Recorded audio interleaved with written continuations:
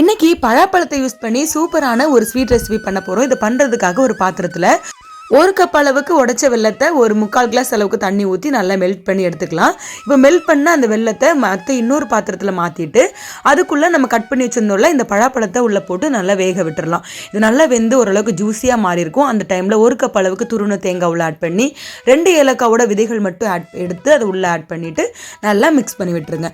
இப்போ இது நல்லா வத்தி வரட்டும், இது நல்லா வெந்து வரட்டும். அதுக்கப்புறமா இது கூட 2 டேபிள் ஸ்பூன் அளவுக்கு அரிசி மாவு ஆட் பண்ணி நல்லா மிக்ஸ் பண்ணி விட்டுட்டோம்னா இப்போ நமக்கு ஃபில்லிங் ரெடி ஆயிடுச்சு. இப்போ ஒரு பாத்திரத்தில் 3 கப் அளவுக்கு அரிசி மாவுக்கு 4 கப் அளவுக்கு தண்ணி ஊற்றி கொஞ்சம் உப்பு போட்டு இந்த மாவை நல்லா மிக்ஸ் பண்ணி எடுக்க போகிறோம். தண்ணி கொதிச்சோடனே மாவு ஆட் பண்ணி இடியாப்ப மாவு மாதிரி மிக்ஸ் பண்ணி எடுத்துக்கலாம். ஆட்டின வாழை இலையில இப்போ இந்த மாவு எடுத்து வச்சு அதில் சென்டரில் நல்லா ஃபில்லிங் வச்சு இந்த மாதிரி பொதி மாதிரி கெட்டி தூக்கிட வேண்டியதான். இது ஒரு 15 நிமிஷம் நல்லா வேக வச்சு எடுத்தோம்னா சூப்பரான ஸ்நாக்ஸ் ரெடி ஆயிடுச்சு. இந்த சீசனில் கண்டிப்பாக நீங்கள் ட்ரை பண்ணி பாருங்கள்.